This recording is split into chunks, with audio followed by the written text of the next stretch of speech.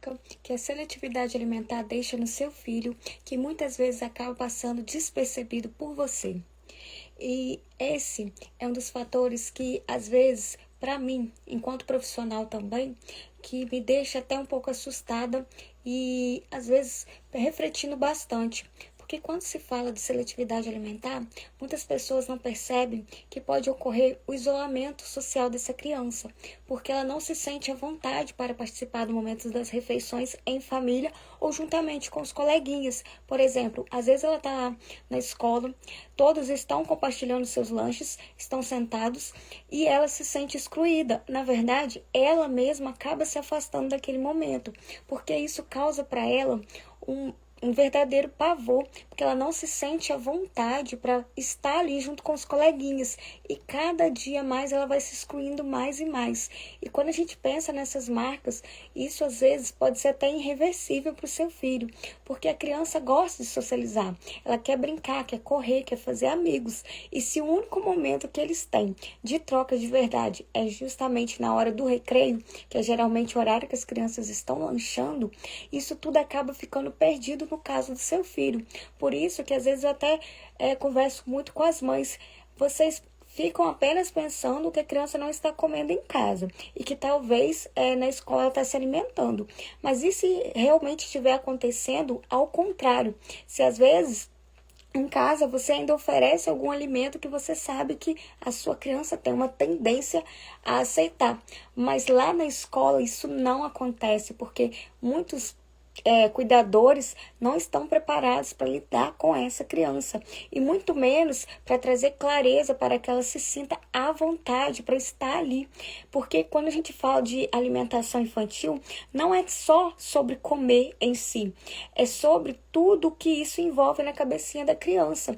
E ainda vem aquelas questões assim, os próprios coleguinhas começam a fazer piada com essa criança, e então esse isolamento fica maior ainda. Por exemplo, o que pra gente é algo bobo, vamos dizer assim, para a criança pode ser algo muito ruim. Por exemplo, ele levou alguma frutinha que é totalmente diferente e ninguém nunca comeu. Aí os coleguinhas falam, nossa, a gente está aqui comendo tal alimento e você está aí, ó. Olha o que você está comendo. E isso fica ali na cabecinha da criança. Ela vai memorizando essas sensações e, consequentemente, ela acaba construindo uma relação totalmente inadequada com a alimentação dela. Ela começa a ver ali como um lugar hostil, que ela não quer fazer parte. Então, além dos próprios amigos acabar excluindo ela, porque ela não come os mesmos alimentos que eles, essa própria criança acaba se afastando, porque ela não quer mais receber esses rótulos. Então, quando você deixa o seu filho chegar nesse quadro de seletividade alimentar, existe essa marca que vai ficando por ali.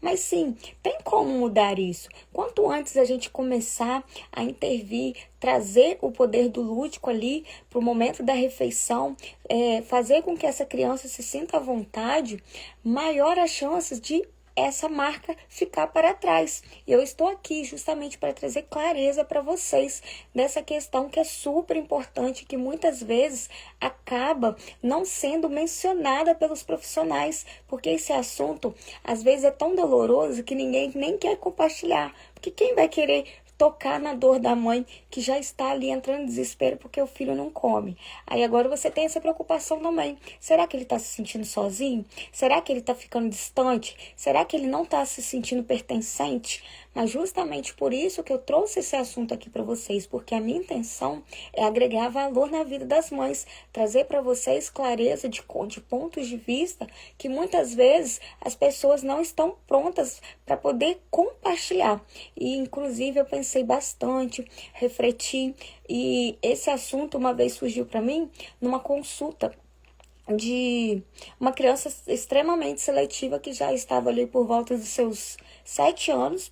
Aí a mãe até falou assim comigo, sabe por que justamente que eu comecei a querer fazer esse acompanhamento? Foi no dia que a pediatra explicou que minha criança poderia estar se isolando e que isso ia prejudicar muito na questão da socialização dessa criança. Peraí, gente, que eu vou acender a luz aqui que tá escurecendo muito, calma aí.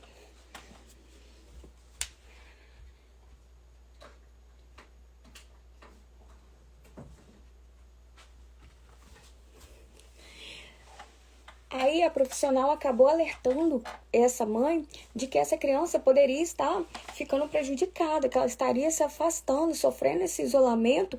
E como que ia ser isso? Porque quando se fala de seletividade alimentar, essa situação pode ser levada até a fase de adulto. Porque a criança seletiva justamente é aquela mesma pessoa que você conhece, seu amigo, que não come. E a maioria dos casos é os verdinhos, eles têm uma tendência a comer outros alimentos, fazer trocas de refeições. Então, percebe-se, depois que cresce ainda continua se isolando, porque no convívio de amigos ele não consegue se aproximar. E quando a gente fala de seletividade alimentar, gente, não é frescura, não é birra, não é coisa de criança e não vai passar.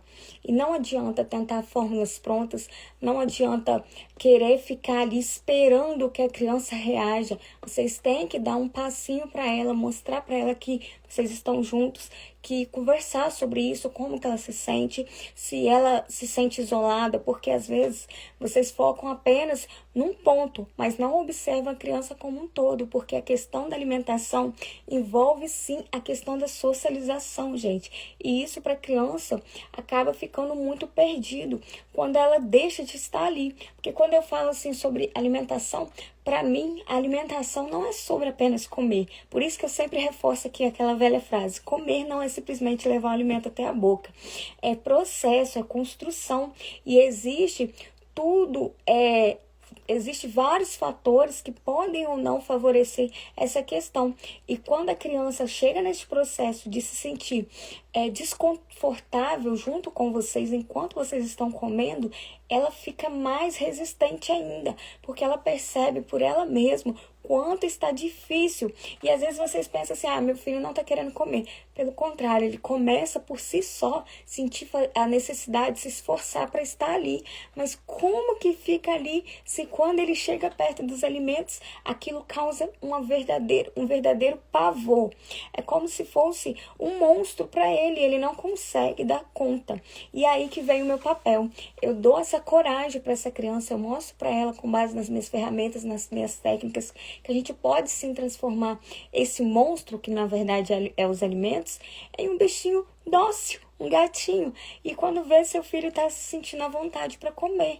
Mas é um processo de construção, a gente tem que ir trabalhando, vendo quais as marcas que ficaram ali presentes com o seu filho, se isso teve consequências psicológicas, se foi num estágio muito avançado, essa parte do isolamento, além de eu estar com vocês, é claro que eu vou também avaliar se há necessidade de envolver outros profissionais, por exemplo, o psicólogo, para poder essa criança voltar, tipo uma reabilitação mesmo, sabe? Para ela se sentir preparada para voltar para o momento da alimentação, junto com a família. Então perceba, às vezes vocês estão aí aplicando várias técnicas só querendo que a criança ingira os alimentos, mas tem que tomar muito cuidado para vocês não estarem deixando passar as marcas que ficaram antes, quando o seu filho ainda não percebia que ele estava tendo essa dificuldade para comer e vocês mesmos não perceberam. Então fique de olho, observe se a sua criança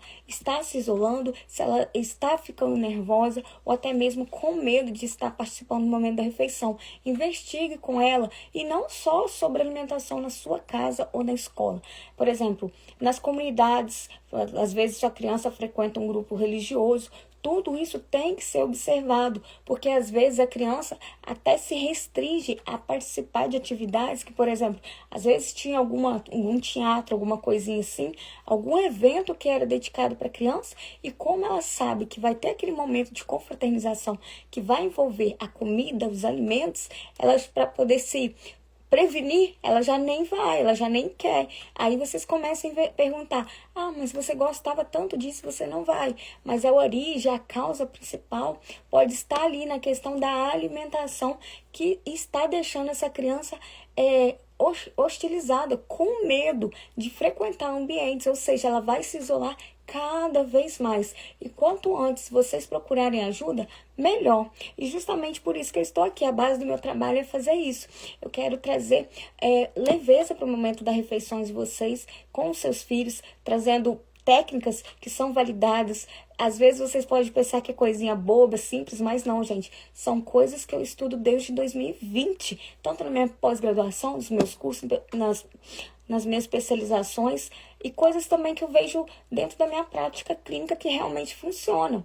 Porque nada para mim eu quero trazer para vocês, nada que seja de fato complicado. Quero favorecer a vida de vocês. Inclusive, gente, não sei se vocês estão participando, mas hoje eu mandei os primeiros orientações, daqui a pouco eu vou até compartilhar a atividade que está tendo um desafio comigo, gratuito, no WhatsApp. Mesa com propósito, onde eu vou compartilhar várias estratégias que eu utilizo até mesmo com os meus pacientes, e está sendo assim, para mim, um momento muito legal, porque eu queria fazer alguma coisa diferente, onde eu trouxesse clareza, e eu tenho grandes expectativas. Serão 5 dias assim, compartilhando informações, e depois a gente vai fechar com a mega aula e com uma oportunidade bem diferente, porém é somente para quem está no desafio gratuito. Mas, dependendo do que eu ver lá, vou ver se eu trago alguma coisinha aqui para vocês. Mas eu ainda vou pensar. Mas, viu? É exatamente assim que eu quero trabalhar. Eu quero fazer tanto no desafio, igual eu estou fazendo, quanto nos meus acompanhamentos ou consultoria, atividades que sejam práticas, que sejam replicáveis. A minha ideia é trazer clareza para vocês. Inclusive, uma das coisas que eu sempre observo bastante, que eu acho que é super importante, quando se fala de mães em geral, a gente já está sobrecarregada com o fator tempo, né? Então, quando a gente pensa em qualquer coisa nova, a gente já vem, Senhor, como é que eu vou dar conta de mais isso? E pensando nesse tipo de coisa, que eu sempre compartilho com as mães, coisas dentro daquilo que é possível que elas façam, coisas que de fato elas consigam levar para a vida delas. Às vezes eu pergunto, se você tem 5 minutos, então é 5 minutos de atividade que a gente vai fazer. Por mais que a gente tenha as consultas, né?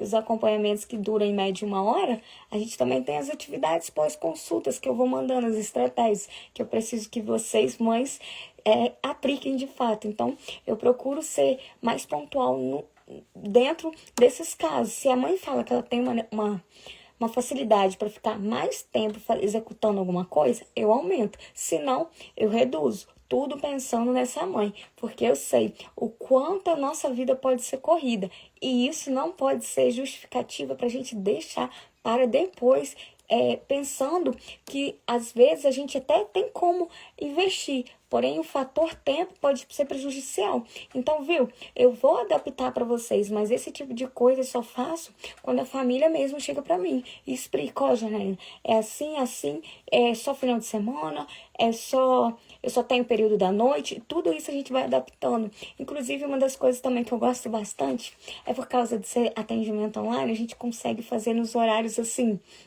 mais flexíveis, igual eu faço muita atividade com os meus pacientes no período da noite, que eu trago as atividades pensando justamente em vocês que têm a vida corrida e que talvez seja o único momento que é possível fazer atividade tanto com vocês mães quanto com as crianças. Então percebam, tem essa facilidade também, ainda às vezes a gente faz final de semana, tudo pensando no que seja bom para vocês quanto para mim, porque às vezes as pessoas ficam até perguntando, Janaína, como é que você dá conta de tudo? Afinal, para quem não sabe, eu tenho uma bebezinha de 2 anos e a minha rotina mudou bastante com a chegada dela, mas justamente por isso que quando eu tenho alguma atividade mais complexa, eu deixo mais pro período da noite, que é quando meu esposo está em casa e ele fica com ela. Mas quando não é possível, a gente faz nós 3, eu, a Julie, a mãe, ou eu, a Julie, a criança e vice-versa, porque ela gosta de participar. Ela é minha mini estagiária, gente. Então, para vocês verem, assim como vocês, eu também tenho as minhas próprias necessidades. Então, o atendimento online veio para ajudar todo mundo ganha. Gente, então, depois que eu fiz essa pequena apresentação aqui, uma explicação sobre essa questão da marca, eu espero de verdade que vocês reflitam bastante sobre isso e vejam e investiguem se o seu filho está nesse momento se isolando. E se vocês precisarem de ajuda, lembre-se, eu estou aqui para ajudar vocês, para trazer clareza. Inclusive, ontem até deixei uma caixinha de pergunta. Algumas mães até me sugeriram alguns temas que eu achei super interessantes, que elas gostariam de ver por aqui. Mas, como eu já disse, talvez não compartilhe diretamente no Instagram, mas essa é nas minhas redes sociais. Inclusive, um que me chamou bem a atenção foi até a parte de suplementação. Até a pessoa que me mandou tá aí. Foi Foi assim, eu achei bem interessante o tema, porque eu sei que é uma coisa assim que causa uma grande preocupação. Porém, assim, eu vou refletir bastante de como eu vou trazer esse formato, porque é um assunto super importante, mas que por muitas vezes é passado despercebido, principalmente em questão de suplementação ruim, gente. Igual no caso das crianças seletivas, ainda tem muito disso, de às vezes, por causa da criança não comer, vocês quererem substituir a alimentação por suplementos. E isso não pode acontecer.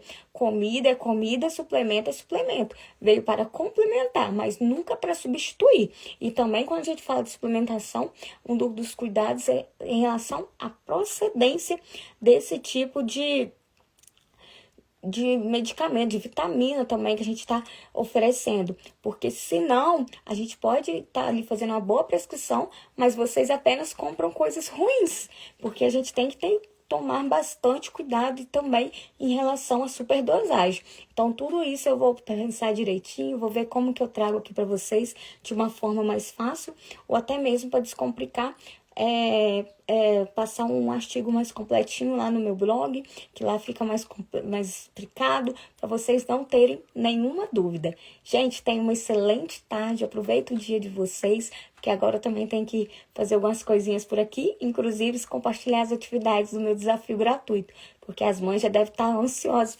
para aplicar. Foi um prazer trazer um pouquinho dos meus conhecimentos para vocês.